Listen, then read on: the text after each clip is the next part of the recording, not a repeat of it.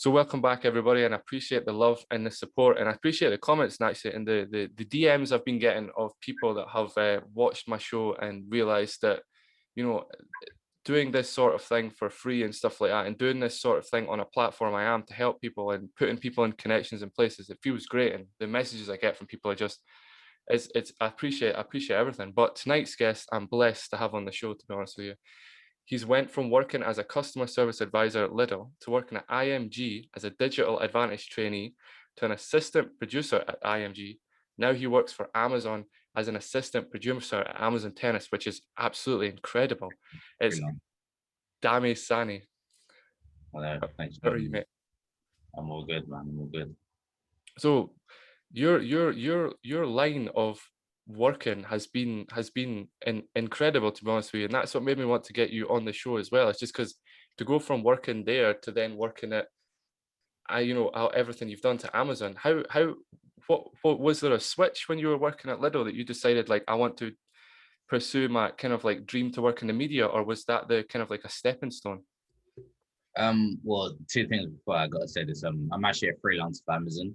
All right, You probably okay. know that, yeah. I didn't know page that on LinkedIn, but obviously I still work. I'll be going there this weekend and next weekend as well. So, Mm. and the second thing is like, you think I just put like the work history like Lidl onwards, I think, but like even before Lidl was like I worked in.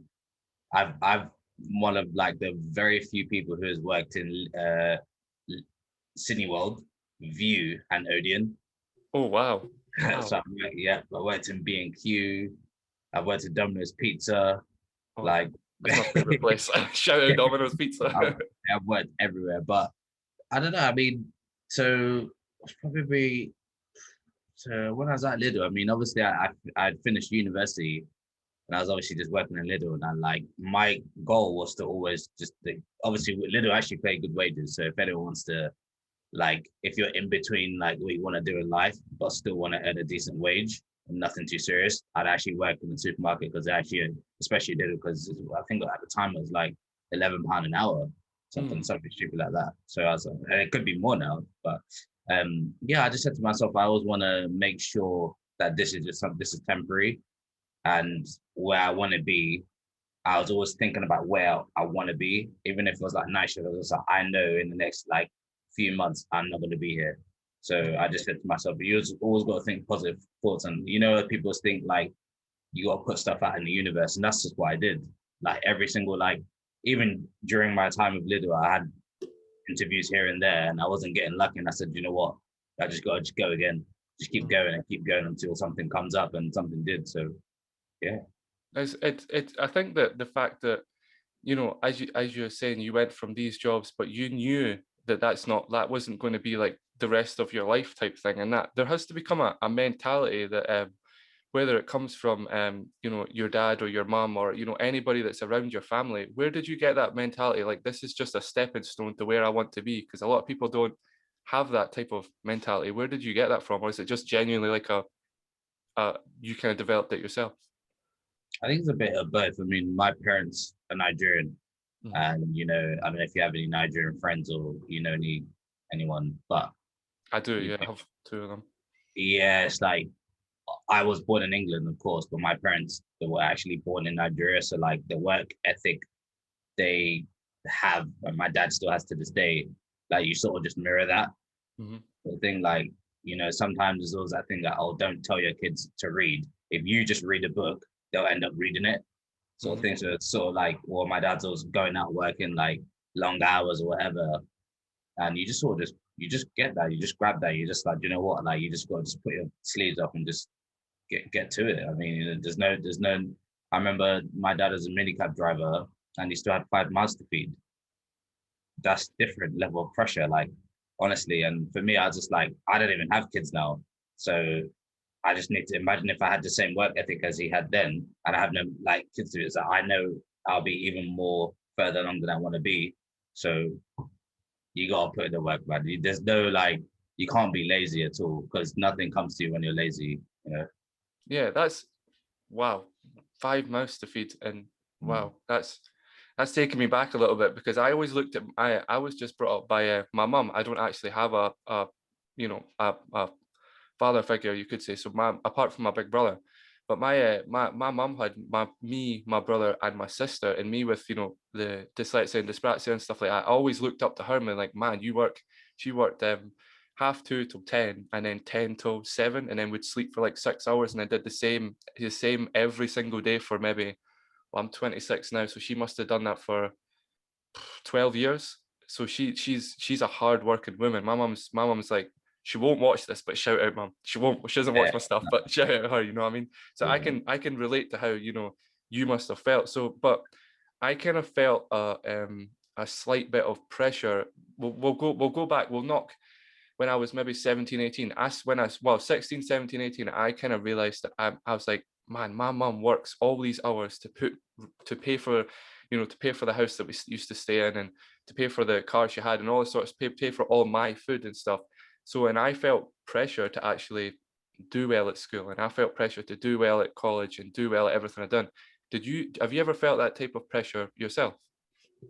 yeah. I think a lot with Nigerian culture, a lot like education is like a massive thing. Mm, Like does probably around like 2009, 10 time when like everyone was going to university. It was just like my dad's like, just go to university. Like he didn't even care what I even studied. mm, Like just go to university because it was just like no one could ever take your degree away from you at the end of the day.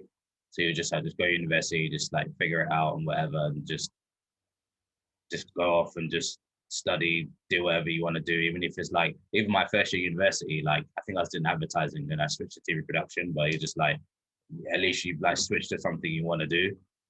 So yeah. That's yeah. I mean, again, having that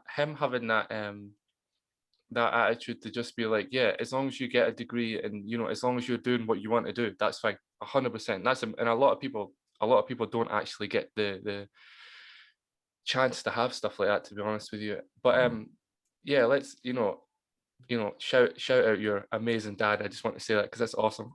And obviously your mom as well, but because we're talking about your dad, your amazing dad.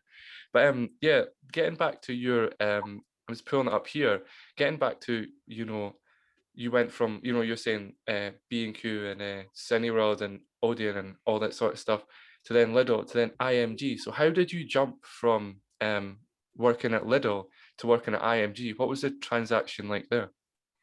So to be honest, I was like, I mean, you probably heard this like phrase before, like sowing the seeds. Hmm. So like after I did my master's in broadcast journalism. Wow. Uh, I got in touch. Like we had to do like a part of the like degree. You had to do like I think that 10 days like work experience anywhere, Hmm. like in a broadcast environment. So like I started talking to people at university, just network a little bit, and I got this guy's number, and he got me in touch with someone that talk radio at first. Hmm. And then like when I was there, I took radio, like I talk sport was right next to it. So Yeah, I yeah. just randomly talk to people and whatever. And then you just start talking and say, hey, I'm into sport, football, blah, blah, blah. And then yeah, so I did that for like a year as like a social media intern for like a year for free. Yeah. And then I did some stuff for press association, like I think like it was actually a mix actually, it's like sport culture, like entertainment. I did that for a week. And obviously Arsenal, I did some stuff for Arsenal as well for like half a season. I guess this would have been like 3 years ago now, for free. So all of that was for free. Like that's just internships. So when it got to actually applying, when I was at Lidl applying for jobs, it was like it was I was already doing things in the field anyway. Hmm. And there's that thing where people said like, don't wait for opportunity to come to you. You have to create it yourself. Hmm. So I wasn't going to just like be in Lidl, apply for jobs and do nothing. Like I was still, anytime I had time off from Lidl or whatever job I had, uh, I'd go and work for free somewhere. There was even one day I was at B&Q and I called in sick because I hadn't like a 1 day work shadowing one girl. She was doing like, I think it was women's football that day. So I had to go to Reading and like, yeah, Wow. I remember calling in sick and I just like, and that's free, Mm. So it's just when you're already in the field and you're sort of like, there was even one time I was at Arsenal and I forgot what his name is now. And then I saw him at Talksport and he's like, wait, I remember you. I was like, yeah. He's like, wow, you're really serious. And I was like, yeah, I am. And he's just like, wow, just keep going.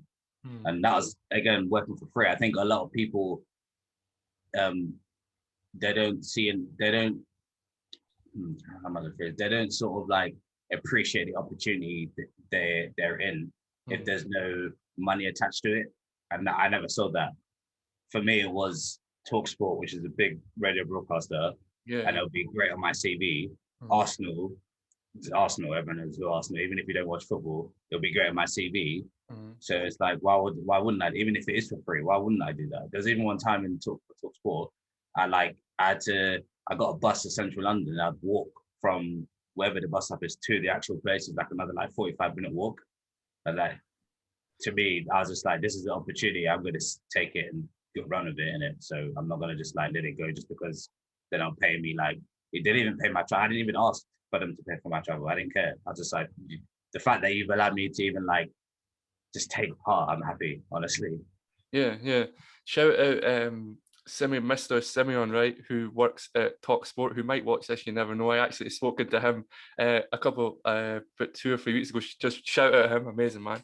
But yeah, I think that, you know, the fact that I personally admire that, like really do, because as we spoke about before the podcast, that I actually do a lot for free myself. So I value that. But I've spoken to people before that are like, but you do that for free. Who pays for your fuel? Who pays for this? Who pays for that? And I'm like, but the college pays me money. Like I'll do stuff. I'll get a job that I really don't want to do, but I know I need to do it to then put me in the position to be able to work for free. I mean, working for free has something that everybody will know watching the podcast. Any episode that anybody I've spoken to up to now has worked for free. Like anybody, it's not as if it's a new thing people are hearing. But yeah, you're right. I think it comes down to like it's knowing that people you know want to get paid the big money. And I always relate back to, you know, they put how much celebrities get paid online and stuff like that. Like they're like, look at how much this celebrity gets paid, you know, hundreds of thousands of pounds a year. But it's like, you shouldn't really be putting that out there, because then somebody that wants to be in the industry is going to be like, how come he gets paid, you know I don't, well, you know, just say like 100 grand a year, but then why am I getting paid nothing? It's like, but you don't know that guy worked for free for 10 years. And then, for example, it's like they literally put him in that place. Like he probably volunteered from 16 to, you know, my age, 26, then had other jobs, and then it put him in a position. People don't realize that you can't just walk into a multi-million-pound job, or, you know, 100,000, you know, however much it means job. You literally need to put in the time, then the effort and stuff. But it always makes me laugh when I need to say that to people, because I'm like, you shouldn't need to tell people that, but you know they do. And I think that it's very admirable of yourself, to be honest with you, the fact that you did all that stuff for free. And yeah, I think, yeah, I want to say good on you, to be honest with you. Yeah, But I mean, just to finish my answer. Sorry, I remember the second part of your question. Sorry, yeah, but it's all good. that's how it actually led me to IMG, because when I actually got, like I said, I was applying for. So I think I applied for Channel 4. I got to like the group stage. I didn't get through. I applied for a Perform group. I didn't get through. Even I just ended up freelancing there. But so when I actually got to the IMG interview, I was just like, you know what? I have all this experience. You know, I have all my portfolio, of course, as well. I just said, let me just go for it. And each stage I kept getting like, oh yeah, you're going to the next stage, you're going through the next. I was just like, oh wow, okay. I just like, I just felt like, wow, I've never been this far before. And when they told me I got it, I was just happy. So I was just like, you know what, like this is everything in the last like 4 or 5 years, and it's come down to this. And even when I was in the internship, it's just taken everything by, that's what it's meant. It's just taking everything by the horns, and just whenever they gave me an opportunity to do something, I just said, yeah, I'll do it. And if even if they wanted me to like stay extra, sorry, even if they didn't want me to stay extra, I said, no, I'm staying extra. Like you didn't even have to tell me that. Like, so even when I was there, it was always like, do you guys need any help with anything? Like, so yeah. And again, that's I mean, the thing is that you know, I got told this saying from a, I mean, you could kind of say he was a mentor, and you could kind of say he still is a little bit. Haven't spoken to him since, you know, before this whole stuff happened about 2 years ago. But you know, he always did the thing is that is, see all these little things. It's what he said to me personally. He was like, see all these little things you do, Kyle, for free. You help me out. I mean, I was a doorman, but I was picking glasses up. I was moving chairs. I was putting people there, setting people at their desks, their desk tables. I was for example, if there was a bunch of girls there, maybe like 2 or 3, just to make sure they got to their taxi all right, I'd walk about 5 minutes with them to a taxi, walk back, and all this sort of stuff. And he was like, to be honest with you, he was like, you don't even need to do that. You're meant to be here. But the fact that you do that, that'll put me in a good position. And he ended up, I used him as a reference. I used him as a reference once and didn't even think of anything. And he gave me that such a good reference that the company didn't actually bother contacting anyone else, just used him. And he contacted me and said, it's because you did all these things for free. We admired that as a company, when, there was people that get paid to do that job. But I thought, no, because they're, not valuing it. And I valued it. But I think that there is a sense of working for free that actually makes you feel good as well.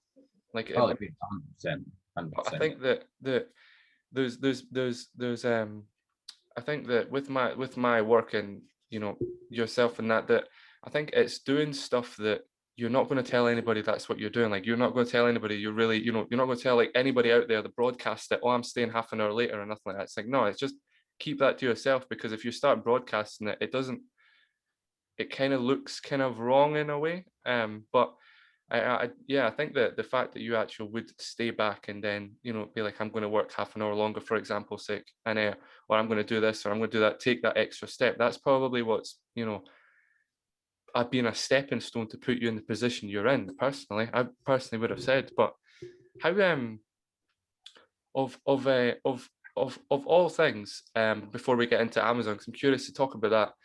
Of all things, right? I'm curious, what gives you the drive every single day to be in the type of career you're in, versus like what I call the normal 9 to 5 lifestyle. What gives you the drive to do that?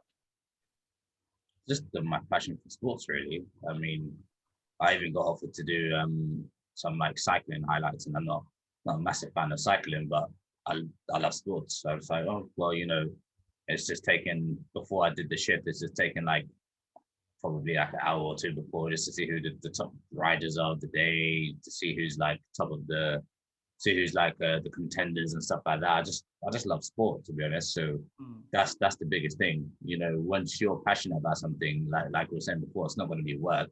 It's working for free. I didn't feel like it was work. It's just, this is fun. So Yeah. whatever sport, I was happy just to be in any environment that involves sports and media, or sports and technology sort of thing. So yeah.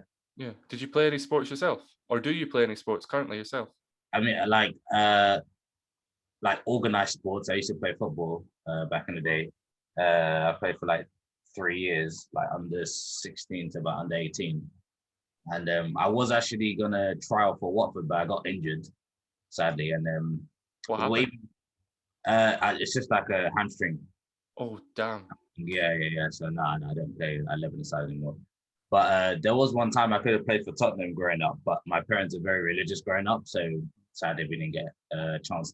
I think they wanted us to come like every Friday, but that was like massive. Like, we used to go to church from like 7 p.m. to midnight back in the day. So like sadly we couldn't. But yeah, I've played a bit of basketball at university, but that was just for fun. And obviously now the weather's a bit better now. I've been like picked up tennis again now. So yeah, but I'd say like, and I play a little bit of basketball here and then, my little brother. Yeah, football was my main sport though. Yeah. Well, so getting to tennis, because you did bring up a good thing there, is that you play tennis. What was it? Just again, because you obviously love sport. It's very clear you love all sports, which is quite like myself. I'm quite a competitive person. So if somebody asks me to play, like for instance, I used to play badminton, and when somebody asked me to play badminton, they were like, let's just have a friendly game, calm down, don't don't go mental and nothing like that. I was like, yeah, cool. But if they were winning, I couldn't do that. I was losing it. I was shouting, I was screaming. I was like, no, I need to win this, and you can't beat me. And I was like, rematch. But are you quite a competitive person yourself? Yes, like when I have to be, yeah. Because obviously when you're in a sports environment, I mean, it's not like you compete with other people in the company sort of thing. You just, like, for example, we're doing like basketball highlights, everyone has a game. And sometimes we're at different times anyway, but like, if 5 people had a game at 8 o'clock, it's not like, oh, who finishes first sort of thing. It's just whatever, like shit. So I don't know. I mean, when it comes to sports, I can be competitive, of course. I played table tennis with my mate the other day, and like, I was just so annoyed. I was about to explain that again, but I was so annoyed because he beat me.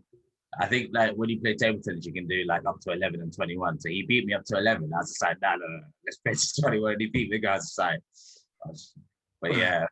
I mean, when I have to be, yeah, of course. But sometimes you gotta dial it in because I'm not sure if you saw the Michael Jordan documentary.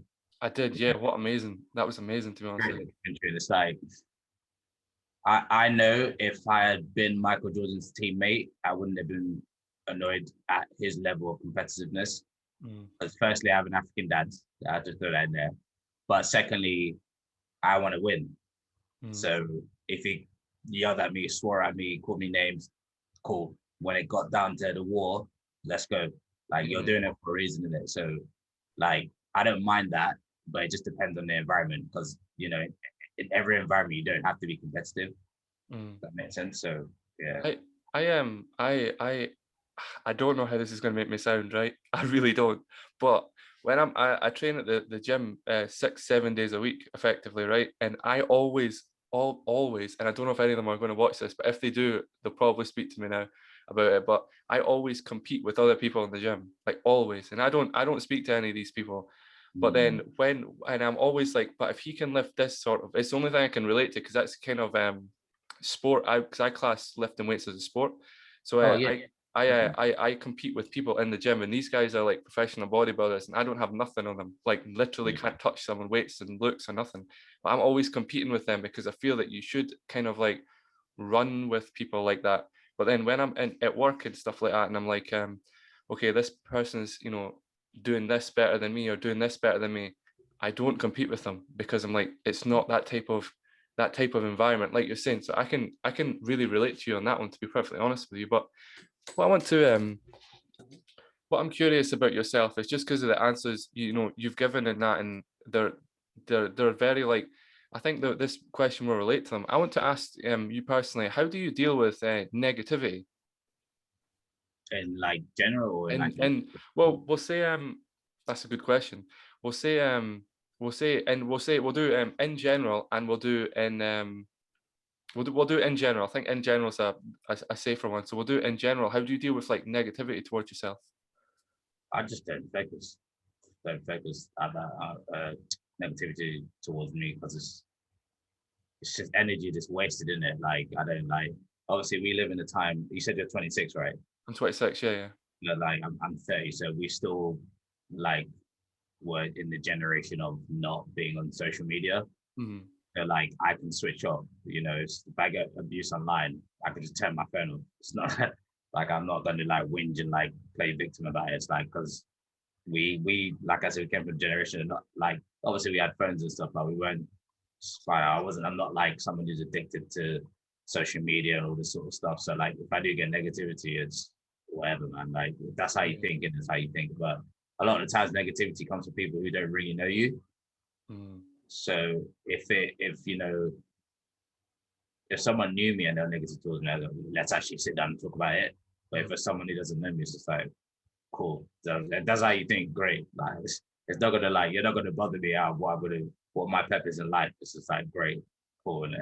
Yeah, you're exactly right. And we're from I would personally say you're right. We're from the exact generation because I have a shout out Apple here, iPhone sitting here. But like to me that's amazing because I still remember one of my mum's first. We'll go back 16 years ago when I was 10, 11. I still remember when having the roll up windows. And then I remember when my mum got a car with the electric windows. I must have pushed it. I don't know what I look like. I must have pushed it up and down about 100 times. And she was like, "What on earth are you doing?" And I'm like, "Because this is crazy." But then jump forward, to today, and that we're talking online on a system where you're in London, which is about 11 hours away drive for me, like 10 hours, something like that. It's quite far.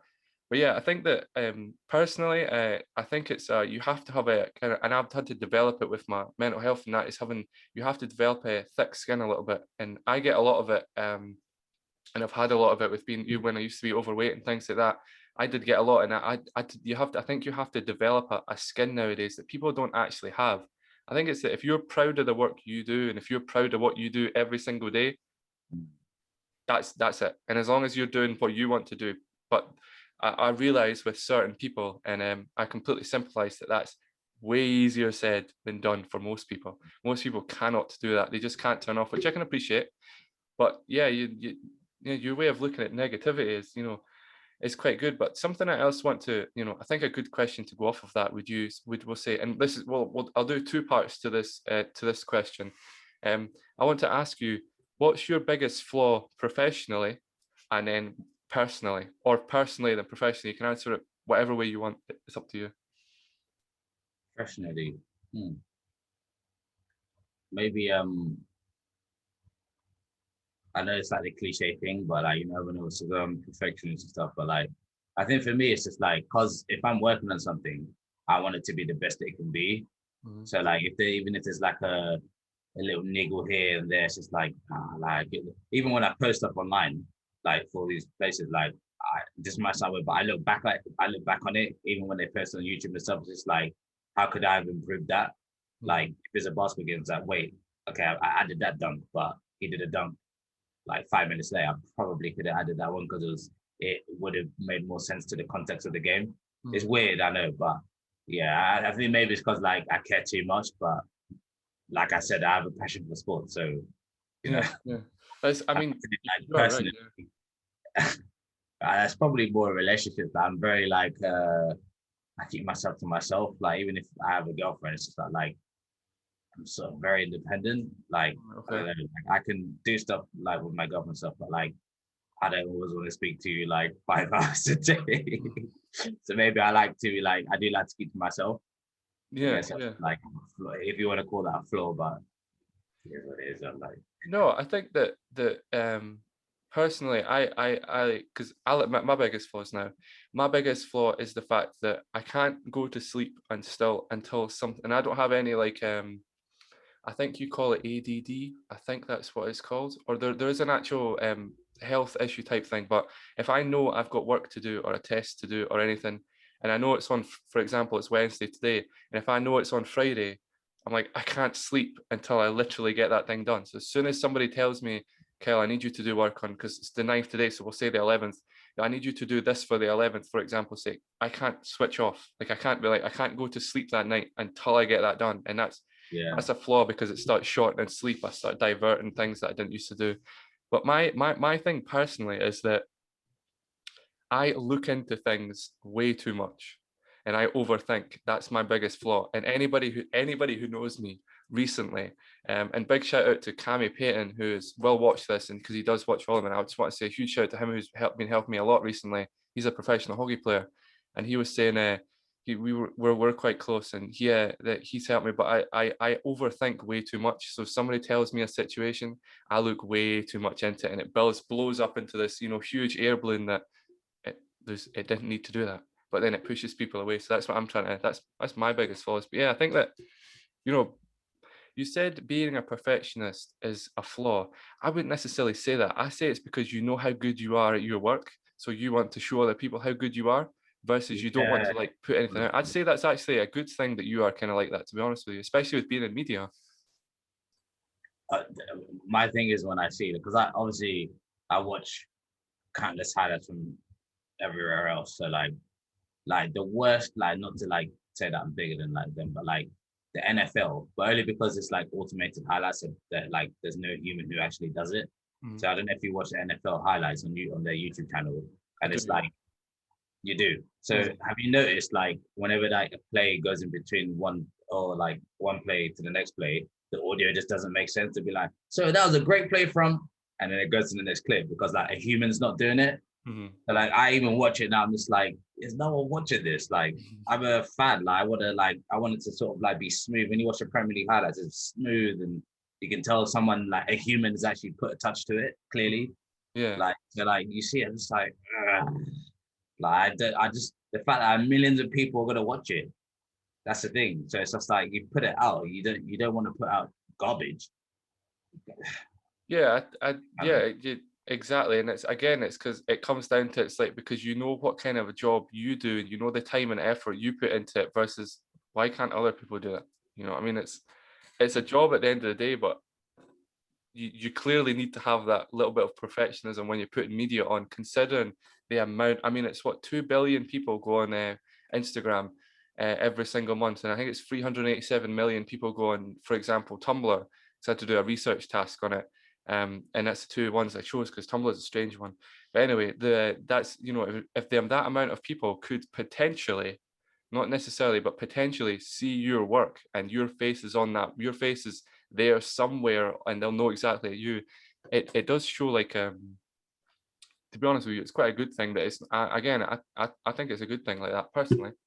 But what I want to ask you is this a deep question, right? And it's because it's one that I have a passion about, and is how do you value your time, like your time personally? How do you value it? I think when it's time to work, I'm focused and sort of like put distractions away. You just sort of you write your goal for the day sort of thing, or like have that mental goal for the day. You just smash it. Um, yeah, yeah. Probably say that. Yeah. Yeah, I think that it's Passionate.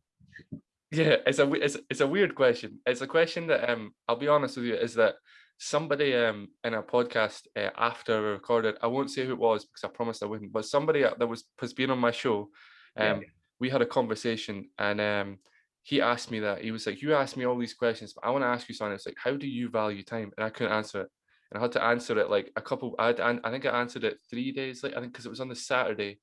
So then I think I answered it on the Tuesday or the Wednesday, and I was like, it's not as if I'm missing your answer, but I've been thinking about it that long, and I even spoke to my Yeah. lecturers and stuff, and I was like, this is how I actually value it. So I told them, I told him personally exactly how it was. But Yeah, that's a good question. I did, like the first that came to my head was just like doing work and just being focused and stuff. But maybe if it's like outside of work, I guess you could probably say spending time with friends and family. I mean, if it's someone like, for example, on Sunday, like my friend who I've known since like I was like 5, he came over to my house, we played table tennis for like 5 hours. We had a wow. pizza sort of thing, and it's like I value my weekends a lot, Hmm. and I give up time up from my weekends to like certain people, and he's one of them. Hmm. So like, yeah, I don't know. It's sort of like I'll give time for people who I know they're worth giving time for, I guess. But yeah, that's a good My way question. of yeah, thanks, man. I appreciate it. Means a lot. But I now, and those of you who know me will know this is my answer, and I've said it quite a few times. Recently, to be honest with you, is that I value every second somebody gives with me. So the fact that we've been on this call, not like I'm ending it anytime soon. I'm just for example's sake, that the fact that we've been on this call for maybe 45 minutes and that means so much to me because that's 45 minutes of your life you can't get back, but you spent it talking to me. That means the world. I mean, there was somebody in the gym yesterday that come over and had a 2-second conversation. All he did was say a certain thing in the gym about what I was doing and things like that, and then walked clean away and shook my hand. And I was like, wow, that guy just gave me 2 seconds of his life he can't get back. That's how I value time. And I value that every second I put into something or put into someone or that, it means a lot. And if even if I'm in, for example, I'm going to Clark's Bakery tonight, and Dundee, which is basically like they make like your own wraps and chicken and rice and stuff like that. But so I'm going there, and the fact that the cashier will stand and have a conversation with me, that means the world to me because you don't need to talk to anybody, and you don't need to give your time to anybody. So I feel that if somebody's willing to give you 1 second of their life, that's 1 second you can't get back. So I think you should. I personally value every second and every minute and every hour that somebody actually puts into me, especially when it's like you literally don't have to do it. There's nothing. It's when somebody doesn't get anything from it. It's just it's a completely different way of looking at it. But I think it just comes down to that's the way my mum's always taught about it, that every time somebody spends a second with you, Kel, you really need to realize that. Because I didn't realize it for a while. You need to realize that that's a lot because they can't get that time back. So Mm. it's a weird one, but yeah, I think that it brings us down to like so if you're putting for example's sake, if you're doing some content or something like that for Amazon or anything like that, and you're putting just for saying sake, 12 hours, 24 hours, whether it be a week's work or whether it be like a couple of weeks worth of work in that, how do you how when they give you like, oh, that's really good, Dammy, and all, that's really good, blah blah blah blah. How does that help you, or does that, or how do you take the gratification side of stuff? Like that's really really good and stuff, or does that not affect you? You just literally move on to the next work? I think when you're sort of starting out, that's the things. Those are the sort of things you want to hear. Mm, Not to say you don't want to hear it when you're like 3 4 years into it, even if you're like 20 years into it, mm, but it's just sort of just like on to the next sort of thing. If you obviously we watch sports, mm, because obviously Man City won the league last year, and it's just like on to the next. It's like, mm, like, yeah, we are champions. Cool, we can enjoy the moment, but it's just on to the next now. It'll differ from the first time they won it, but after the fifth or sixth time, it's just like, cool, yeah, on to the next. Let's see if I can make content just as good as what I did the last time, which you praised me for. Let me see if I can sort of replicate that. mm, Um, you get it. I mean, obviously, the last thing I did for tennis was I sort of, what match did I do? I can't remember if it was an Adele game or was this, someone played and the producers was like, oh, damn, your highlights are spot on. I was like, cheers. And just carry on with the next highlights and just making sure that that's spot on. That's it. It's mm, just, you know, um, yeah, no, you don't. For me, like I try not to dwell on it as much, even though it is positive, even though it's positive feedback. And that sounds weird, mm, but you just sort of just want to just be consistent. mm. That's all. Like, I'd hate for someone to say, like, oh damn, you have to make loads of fixes and that. For me, like, it's just like, so like you just, I don't know, it's just on to the next. Yeah, it's a weird question because a lot of people don't know how they're like, oh, I love getting told this, but I'm like, but does that mean you're just trying to like, does that drive you in a lot of things? And a lot of people that it doesn't drive them, like the positive things they get, that just comes with the job. Like a lot of people Yeah. say that just comes with what I do. But is that the same with yourself? Is it what if does that drive you, or if not, what actually does drive you in a different sense from the question I already asked? What drives me to like be better? Yeah, yeah, yeah. Like what drives you to be like do better, like maybe work more and all this sort of stuff? Have you got anything that really, really, really passionate, apart from the fact that your dad works, loads of hours? Yeah. Is that would you say that's just it, or is there another thing to it as well? What drives me is the fact that I get to work in the environment I wanted to work in when I was working at Lidl. I Mm, was working in Cineworld and I was working in all these places. Like I was doing those shifts, carrying whatever floorboarding or whatever, making pizza and all this stuff. And it's like selling popcorn. And it's just like, oh man, I can't wait to get to this position. Because even like you're saying, when you are in a customer service environment, you talk to people, and a mm, lot of the times people are in like, for example, I think some people will come like from work. They will have like their BBC tag. They say, mm, "Oh, wow, you work for the BBC?" And they say, "Oh, yeah, I do work for the BBC." And it's just like they're just coming on their time up to watch a film, and I'm like working there, so it's almost like I want to be in your position. Like I don't even know what they do there, like, but I just want to be in your position. So I don't know that the fact that I get to do what I want to do is that drives me alone. mm. You Yeah, know, that's what I'm curious as well, to be honest with you, is that because I've never worked for Amazon directly, but I think it was about there was a situation happened that I can't talk about because I signed something saying that I wouldn't say anything. But I worked for Amazon doing security for about 3 or 4 weeks because that's all literally I was needed. And when I think that how does it feel to because and then I never worked for them directly. It was the company that I got contact. Do you want to come up and do a couple shifts, blah blah blah blah? And I was like, yeah, of course, why not? It'd be amazing. And I was obviously in a warehouse. It was incredible.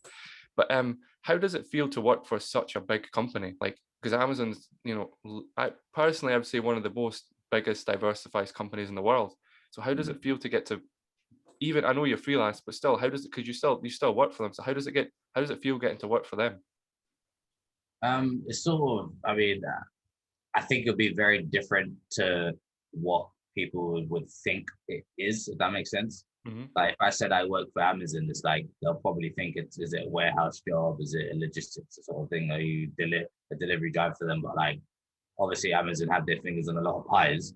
So Mm, I work for Amazon like sport doing the tennis. So I literally come in and it's almost as if I'm like, because we use the same systems as we use to edit cycling and basketball and stuff. It's literally just the same. It doesn't feel different. I don't know. It's weird, but um, yeah, it's a weird question because it doesn't feel any different. It's you literally make it. Um, Obviously there'll be a producer there. You liaise with them, and then yeah, it just goes on the Amazon. I'm not sure if you have Amazon, but it'll go on the Amazon the streaming service. Mhm. Yeah, you just watch it, and sometimes I watch some of the stuff I've heard. So what we're doing is for Amazon. What we're doing right now, well, I did it last week. I'll be doing it this weekend. It's for Amazon France. So we won't be seeing it as a UK audience, but I've done some stuff before as a for the UK audience. So it's like the Barcelona Open, and it's just making like sort of day highlights, and it's calm. It's just you sort of come in and just you get assigned your task, wherever you can sort of just. I think for that tournament, like there was like 15 games, and I can decide which 5 I wanted to put in there. But you have to put obviously the big people, Nadal and Djokovic and all the big guys, basically. Mm. Put sort of day highlights together. You work liaise with the Amazon producer, who's they're always really cool. Yeah, it's really chilled. I didn't. It doesn't. I think you said before because I am a freelancer. It's just it doesn't feel like I'm working for Amazon. I guess I don't know. Maybe if I was actually a part of the team, maybe it'd feel different. But because I'm just a freelancer, they just need me to literally make a pilot to go home. I'm a mercenary basically. Like, it's Take care of business and then go back again. basically yeah. How is there? So you know, as I was saying, and it's making me lost the words a little bit because that's such it's an incredible thing getting to do what you love every day, and the fact how you work for that, you know, freelancing. So you do work for them. We'll just say on with that company, but. So where do you go from here? Like where do you want to go? I won't say 5 years because 5 years is not a lot. What I've realized anyway, when you want to be in media and when you want to do anything really, 5 years isn't a long time. So where in 10 years time, where would you personally say you want to be? Like where are you looking at? Where's the maybe we'll say like dream position that you want to what you're working towards right now? So yeah, I'd love to sort of what similar to what you were saying before. Like obviously you want to be in a position to put people in position, Mm, and that's what I'd love to do. Because even when I was an intern in there for IMG, like whenever there was like um I think we had like the next batch of people to be the interns. I would always help out. Whenever it was like, I think there was like college kids they wanted to work in the company as well, like doing a similar sort of scheme. Like I helped out that sort of thing. So like, you know, I in the next 10 years, obviously, I'd love to be in a position where I'm senior, mm, and I can be like, and I've obviously in the last, I look back in 10 years, I've sowed the seeds for that sort of stuff. But I love to be in a position where it's just like I want to. There was even someone in the company before, like at IMG, and he was someone who like created the scheme for like graduates to come and whatever. And like that's, I'd love to be in his position like 10 years time. Just like, you know what, I work for ABC company, whatever. And hey guys, I think we should create a scheme for people who don't get a chance to, I don't know. Do you know the show on BBC called The Rap Game? I've heard of it. I don't watch it to be honest with you, but I've heard of it. I've heard of it before. The reason I like that show is because like they don't like. So the premise of the show is to obviously try and win a record deal, Hmm. but or a single deal, whatever. But they don't just look at artists from London, which is what a lot of people were sort of focused towards artists from London. They look at artists from everywhere. And like there was even one guy from Scotland, like, and I like that because I've never heard anyone being a Scottish rapper before. So I want to hear your story. I've heard the London stories. I grew up in London. I Mm. know every London angle. Like I want to hear the Birmingham story. I want to hear the Manchester story. And in 10 years' time, I want to be in the position where I create something to allow people from wherever they are in the world, if you're a man, woman, whatever, and if you like sport, come along. Let's try it at least. If it's not for you, fair enough. If it doesn't work, it doesn't work. But at least just come and just here's the opportunity. Basically, Mm. that's what I'd love. That's the position I'd love to be in the next 10 years. Yeah, I think that, and I've never actually mentioned it on a podcast there, but I won't mention it now. And what Dammy is relating to is that I said to him that I want to be in a position where, like what he said, that I can put people with people that I know and made connection with, and be like, could I get five? Because I always when I even though I've known people, I can know people for, I'll just go back to Cammy again because I see him quite a lot in the gym. And if I'm even going to, if I'm going to him to talk about any in particular, I will ask him, even though I've known him for, quite a while, I'll be like, can I get 5 minutes of your time? And if he's like, yeah, that's fine. If not, he's like, I'm in a rush. I'm like, cool, get you another time. But if I can get them, and then I ask him, for example, somebody asked me the other day about getting into sport and following his dreams. So then I spoke to Cammy and he gave me some advice and I gave that advice to him. And again, it comes down to like, it's just a position I want to be in, and I want to create something that I can put people in dreams positions without getting any reward, because I don't want anything from it. I just want to be, I know what it's like to have a drive and an ambition and not know how to get there. But then I, was able to put myself in positions to then put myself with the right people to then put myself in to where I was a couple of years ago, like I was talking to you about before, that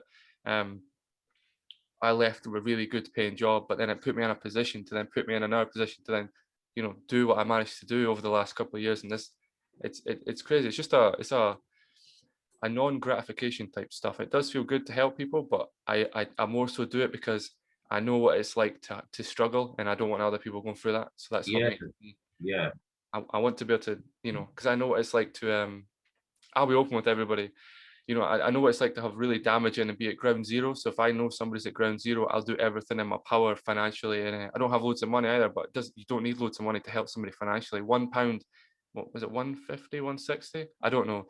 Whatever it is gets you a coffee at McDonald's. So even buying somebody a coffee to then help them out could mean you never know what that could do to somebody. You never know. So that's what he's relating to. But I want to know a question that I usually ask people at the start, but I think that it's more relatable now.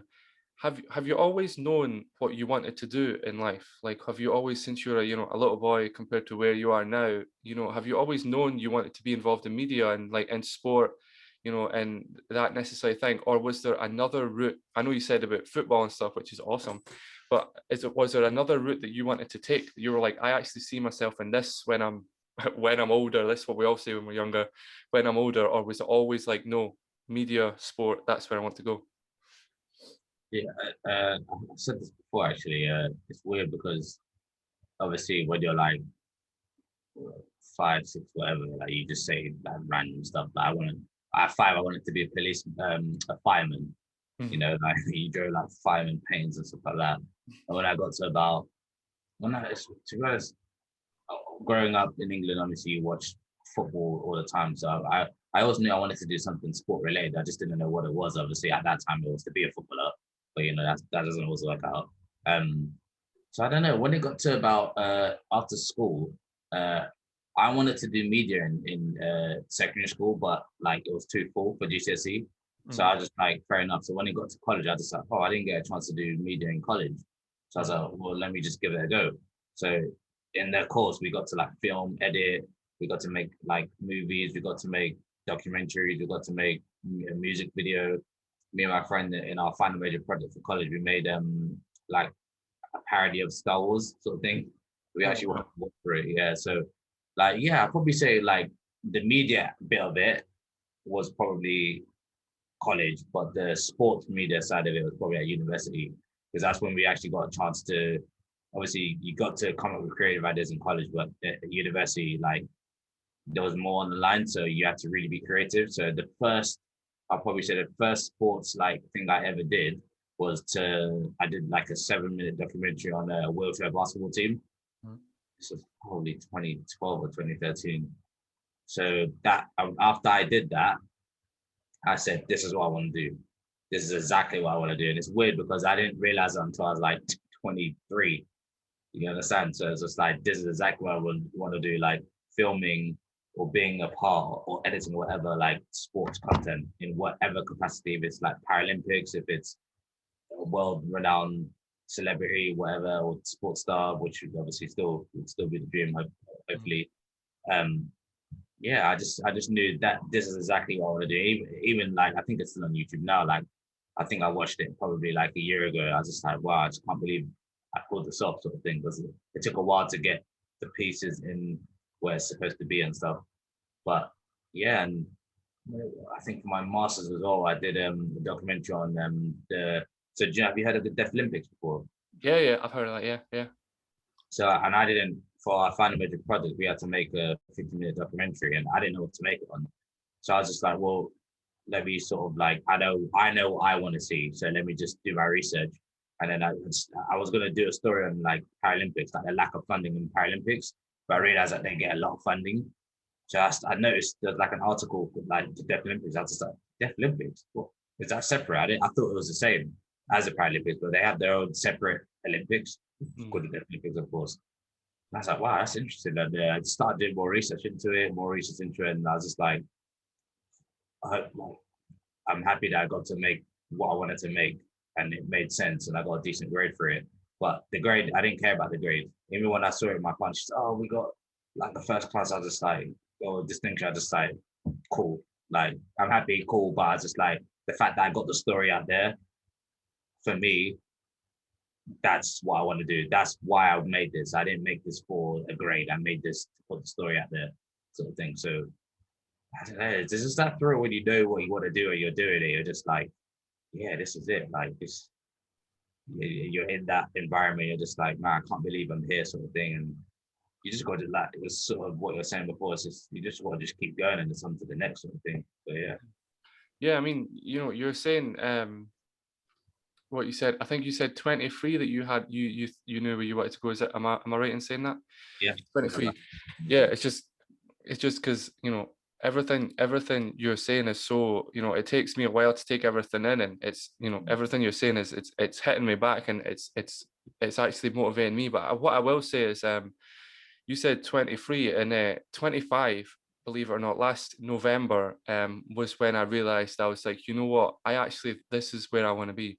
Before I was 18, and that I had I'm not talking about it on this type of platform, but like I will talk to you about it after, and that I had a really weird growing up and stuff like that, and I actually didn't know what I was going to do. I went to college. I've done I've done construction.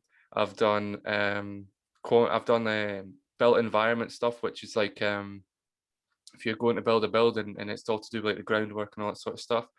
I've worked in security. I've worked in shops. I've worked in gyms. I've worked in loads of different places. And it wasn't until last year when I was actually sitting doing a project I had to do for college. And it was a mental health documentary. And when I sat down, I was like, you know what, I'm actually good at this. I'm good at directing people. I'm good at that. So 25. So I think I can definitely relate to you. And I think that what a lot of people don't realize is it's not necessarily the fact how, if you go to uni and you're doing all this sort of stuff. I mean, I know people that are, for example, I know somebody that he did business at uni, but he's not even involved in business now. Like, I'm sure he's some sort of teacher teaching, what is it? What does he teach? Something to do with sport. Not like Sports science or I'm not sure, to be honest with you. It's not coaching or nothing like that, but I know he does something like that. I literally have no idea. But then I know other people that have studied stuff in construction and now they're personal trainers, because they've realized that I actually don't like this. Like, they were wanting to be quantity surveyors, so they realized the money is like £50,000 a year at some points. It's really, really, really good money, but then so they didn't like what they were doing, so they left the 50 grand a year stuff to become personal trainers, and it's nowhere near what they were getting, not even close. It's probably 30 grand less, but it's still the fact that money doesn't necessarily define what you want to do. It's when you're doing what you want to do, then the money comes. That's the gratification type thing. exactly.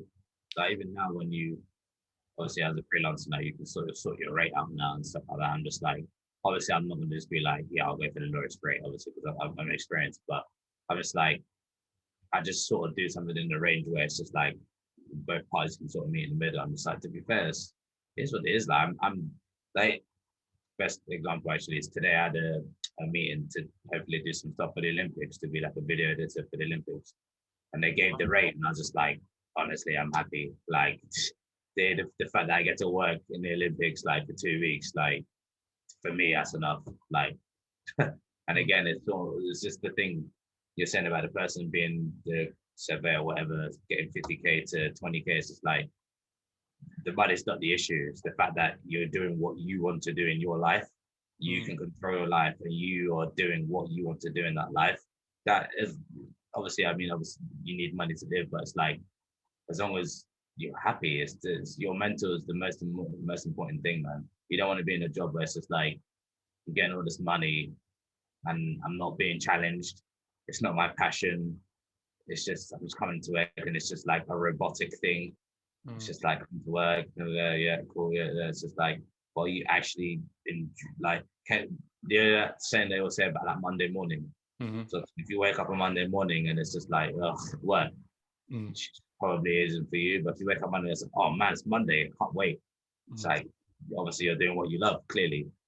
So I even taught English in Spain for a year, Oh wow. and the money wasn't great, but I loved it. That's Mm. amazing.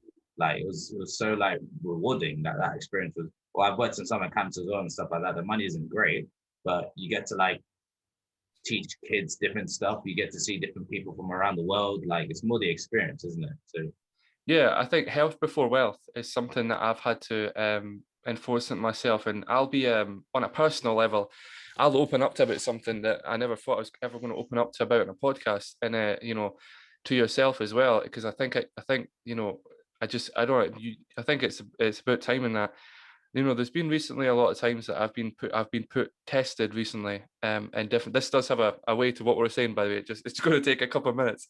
I've been tested recently about a lot of different things, and I've spoken to different things, and I'm not really wanting to talk about, you know, my necessary religion or that on, you know, with being a Buddhism and that is what I follow. And I've spoken to people on that, and I've spoken to people in all various different walks of life and stuff. And I dealt with a lot of negativity recently, and then that's something that I got told by somebody in a certain place was like, listen, you're dealing with all this negativity and stuff like that, and it's affecting your health.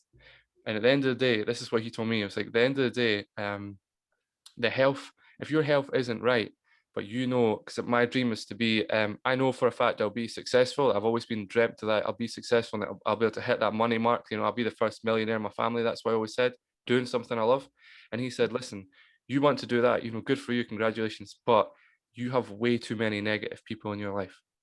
So I've had to now get in, it's gut wrenching and it's heartbreaking and it's soul crushing. But what he said, he was like, look, Kyle, health is wealth. So if you have good health and if you're doing what you love every single day, which I necessarily you could say I am, that's the main thing. That's the goal. The goal is to do that. The goal isn't to have lots and lots of money and still have all the negativity and still be draining and stuff. You need to get rid of. So I've personally had to get rid of so many people recently, and it's hard. It's hard, man. It's really hard. But everybody will be able to relate to that. Is because once you get rid of that negativity, give it a couple of weeks, and then you'll look back and you'll be like, that was probably the best move I ever made. It was the hardest move I've ever made, but it's the best move I ever made. And I think that I want to ask yourself, and you don't have to open up about any personal situation, but I want to ask yourself, have you ever had to deal with anything like that, where you've necessarily had to get rid of it? You don't have to name it, be a guy or a girl. Just we'll class it as a person, or you know whatever you go by in that. But have you ever had a situation where you've had to get rid of a person and you're like, wow, that was hard, but you had to do it for your own health's sake? I'm curious. yeah, I mean, I'd probably say maybe maybe not health wise, but just more like maturity wise, I'd say. Obviously you outgrow your friends, like the friends you have when you're like 5, 6 years old, you know, you might outgrow some of them. You Mm, know, like I'm lucky enough to still have be friends with the guy who came around my house on Sunday. There's other people you meet later on in life, and it's just like we may have met in college, we may have met in school, but that was school when we were like 12. You understand? Like you might outgrow certain people, and it just is what it is. People might have certain ambitions in life, and you are on your trajectory, and they're just sort of just like not doing really much for their life, and it's just like you just got to just. I mean, you're still friends with them, but you don't really speak to them as much or open as much because it's well, you're not gonna sort of help me evolve the same way I'd help you evolve.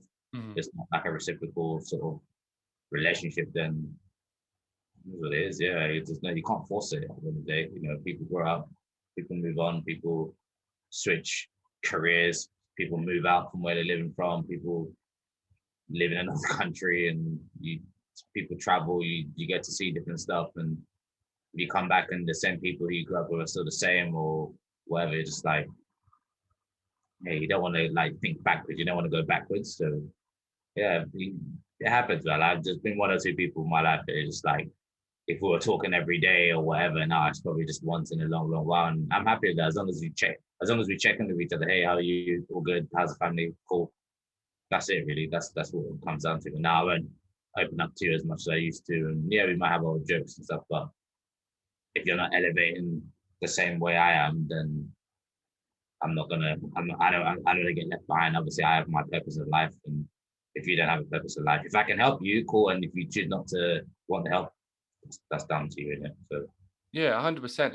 And I can really relate to that. Is that, I mean, as I say, and I don't want to say too much, but just in case the two people, it is two people to be honest with you, just in case they watch this and then they see it and they're like, how dare you, and all that sort of stuff. But it's for me, it is literally, it's so hard getting rid of people, because the people I hang about with, well, I'll tell you what, right? I'll change this answer up a little bit. Is the reason I asked you that question, right, is because I know somebody, and again, I'm not going to say if it's a guy or a woman, because I know that the person does watch my podcasts, and it's really pushing me to keep doing this. And they said, listen, I was married for 14 years, and to this person, and it was the best 14 years of their life. They never had kids or nothing like that, because they were too career driven and business driven, so they didn't have time. He said, well, there we go. It was a guy. I stupidly said that there. He said that he was going to, but situations and that. And he said, look, he was like, I was married for 14 years, and I can't. I had to leave that relationship because it was taking too much time and negative energy and stuff, to then move on to the next situation, to move on to like where he is now. And he's, quadrupled his, I don't want to talk about it a lot because I don't know how much he talks about it, but in a nicer ways, he's quadrupled his net worth. He's got another house, a couple more cars and things like that. And he said the only reason he managed to do that is he was devoting time to his relationship that he wasn't getting back. So it's like negative energy back all the time. Why are you working all the time? Why are you this? Why are you that? But it's like, it's not that when, you have the cars, you have the houses, you have all this sort of stuff. It's like, that's why you have it, because of how hard this person works. And he's very motivating. And that's why I asked that question. It's like, because I'm curious now, as of this podcast onwards, to see how people actually deal with that, because I'm having to go through it just now. And then, what you said is hit home a lot. I won't get emotional on that, but it's hit home a lot, because I'll now take that on and be able to push that towards my situation. And then, then once I know how to conquer it now, when somebody comes and asks me, Kyle, how do I deal with this negative situation, this breakup to this relationship? I'll be like, well, go and watch Dammy Sanni, podcast, then come to me and listen to what he said. And then this is what I had to say. And this is what he told me. And then I'll be able to help that person, who will then be able to help that person. And it's like a chain reaction of help, to be honest with you. And I think that's what we need in this, time and moment, with all the negativity in that, because I think it's something like there was a study shown or something like that, and it's like 10% of the relationships that were started before, is it 10% or 5%? I can't remember, but it's something like that were started before the first lockdown, and now aren't together anymore.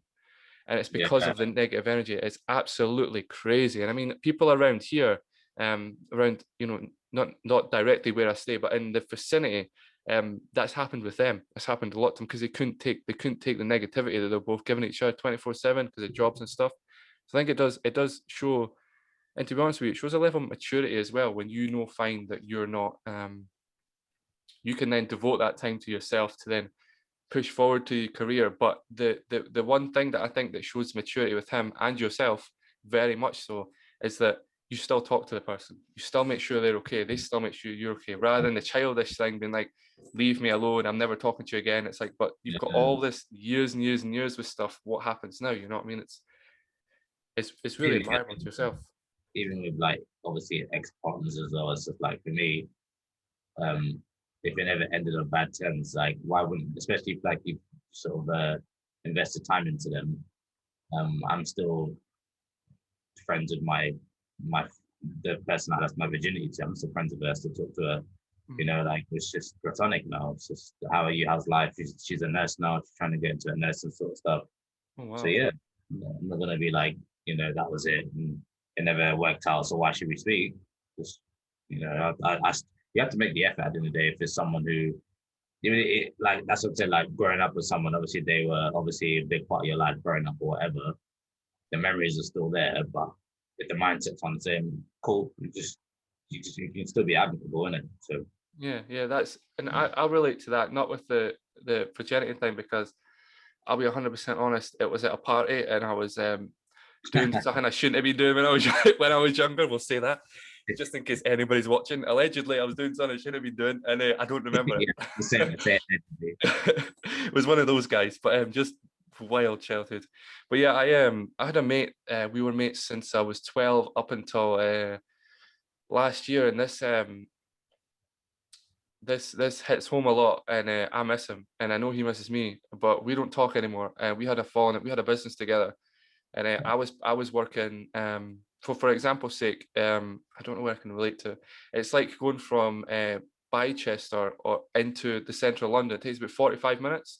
That was the distance, because I've got family that stay there. That was the distance I was traveling. So I was 45 minutes to work, for example. So I'd get up at 3, get changed, and blah blah blah. Then I'd get my dinner and I'd drive. I'd start work at 5. I'd work till 7:30 in the morning. I'd then come home, probably get about, arguably because of traffic and stuff like that, it was about 8:30. It was a little bit longer than 45 minutes. It was about 8:30. Then I'd work on the business for 3 or 4 hours. Then I'd get, barely any sleep, obviously 12 o'clock, barely any sleep, and then flipping on again. And he wasn't putting in the effort. Like he was like, but I'm working 9 till 6 and stuff. I'm like, but I'm working like 15-hour nights. Like, how can't you put in? And we had a huge argument. I was like, you're not putting in any effort into the business. And obviously I don't know nothing about business. I learned it through that, but this is the guy that was in business. And so we kind of clashed, but I haven't spoken to him actually since last November or something. And that's something, I probably would be the bigger man to message him. And I might do that now that you've said that, to be honest with you.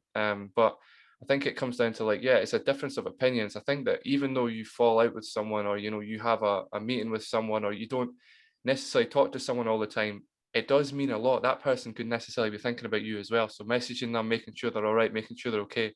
You never know what kind of response you're going to get back. So like that's yeah, it's admirable to yourself. But what I want to, I could genuinely talk to you for hours, because he's very like very relatable to a lot of people, to be honest with you. Like, the way you're driven, the things you say. I genuinely think your parents would definitely be proud of yourself, and that's something that I don't say a lot, but I genuinely think they should be, to be honest with you. And I let my dad know. I let my mum and dad know you said that. yeah, your dad, that's awesome. He's the to be honest with you, the fact that it's hit home a lot, because I never had a dad, but the fact how you said that, he was a taxi driver and had 5 people to rely on in that, but still worked every single day, still came home, still made sure you were all okay, still put food on the table, but then still went out to work the next day.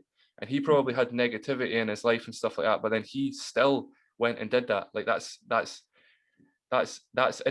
admirable. So to me, looking at it from the outside in, I would say that's necessarily why you are the way you are. Like, you're driven, you're passionate, and even though if you have a little bit of negativity, you're like, whatever, I know what I need to do, and I've got a driven goal. So I think that's really like admirable to yourself, and I think your dad's somebody that I think a lot of people should definitely relate to what you said and relate to what he said, and being able to be like, you know what, I want to be like that. How do I be like that type thing? So yeah, I think it's amazing, to be honest with you. And obviously, I don't know your dad, but I'll just let that know to people. As a first, I don't know him at all. Probably amazing. He is an amazing man, but I don't know him at all. But yeah, I want to say to yourself, I want to thank you very much for coming on. But before we even get to ending it, I want to say, is there anything that you wish, you could say to the younger version of yourself, being like, this is what I want to. If you were sat in a Zoom call, say I was the younger version of you, what would you say to yourself? I'd actually say just like sort of live without fear. I know, and sort of find out what you wanted to do as early as possible, because it would have been all these, like, for example, obviously, like I said, when you watch sports, there's no one who can come out as a sportsman and say, I started playing organized sports at 16, 17 years old. It's way too late. They'll be like, oh, Nadal held his first racket at 2. David Beckham started kicking a ball like 1 month old. Like something stupid like that. Like, so it would have been nice to have possibly found what I wanted to do in life a lot earlier. And even if it wasn't sports, just to find something, whatever I liked at the time, and just really pursue it at that time. But that's probably the other thing I'd say, and just keep the work ethic. And yeah, I think if starting early is really important. It's really, 100%. really, really important. That's one thing. Yeah, just yeah, I would have wished to just start something that I'd like a lot earlier. I was into music as well, but I sort of stopped that. But even if I did that, like just to continue with it sort of thing, just don't stop, because obviously I did find what I wanted to do at 23. But if had I done that even 5 years prior, where imagine where I'd be now, sort of thing. So yeah, that's probably what I'd say. Yeah, and as you probably guess, I think the exact same, like 100%. I would tell myself, listen, stop. Okay, I'll be honest. I tell myself, stop hanging about with the people you're hanging about with. Stop doing what you're doing, and then focus on school. Because I think the biggest regret I have, and it's something that a lot of parents will tell you and stuff. But again, I'm not a parent. I'm only 26, and you usually hear this with somebody that's 46, 56, 66. I'm 26. I openly say to people, the biggest regret I ever done was leave school in fourth year with barely any qualifications. And although I've managed to accumulate them through, HNC in sound production, an NC in sound production, a HNC in radio and podcasting, and a few other construction ones. So yes, I may have them now, but if I had them, if I had left, and instead of just gallivanting when I was 15, if I had actually went to college, or I think it was 15, 16, I can't remember. We'll just say that. I think it was about that actually. But if I was that age and I wish I had just went to college, I would be so much further ahead. Well, maybe not, arguably, maybe not. But there is that slight 50% chance that you could have been like so far ahead in life. And that's what I relate to you on that big time. But yeah, I want to say, just before I say anything else, have you any social medias like Instagram and Twitter, or Facebook, I guess, that you want anybody to follow, and the usernames you want to shout out? I'm not gonna lie, I'm not really like a social media person like that. Like, but if you want to follow my LinkedIn, I mean, that's probably the best. Dammy Sanni on LinkedIn, DammySanni. Yeah, if you want to get in touch, even if you want to have like a 5 minute chat or whatever, like you want advice and things, search my name through that. Yeah, that's pretty much it. Yeah, I know usually people be like, Instagram, Twitter, Instagram, Twitter, Facebook, yeah. yeah. Like I have it, but it's not like I use it just for leisure. It's not like a serious. Personal. If that makes sense. Yeah, as in LinkedIn is probably the most serious social media platform I have, I guess. So yeah. Yeah. Well, what I'll do is I'll put his LinkedIn name in the description, and yes, there will be other people that come up, but you'll obviously be able to find out him, considering what he does will be in the bio, so you'll be able to just look in the bio, take exactly Yeah, what he I does. realized actually I'm not the only Dammy Sanni, and I was just like, oh, okay. Are you the only version of your name, the only one? No, I'm not. Or you're not the only one? Oh, right, Nah. right, right. So I thought you yeah, said you were. I was waiting to say, yeah, I'm not the only Kyle Mercer. There's yeah. hundreds of them. But yeah, thank you very much for coming on, and thank you for your time. Time is valuable, and I think that I really appreciate the time you gave me. So I want to say thank you very much, and good luck with everything in your future and everything that you've got planned. Good luck, You too, man. Thanks for having me. and Good luck. thank you everybody for watching, listening, whatever you may do, and like, comment, subscribe, and see y'all later. Thank you very much.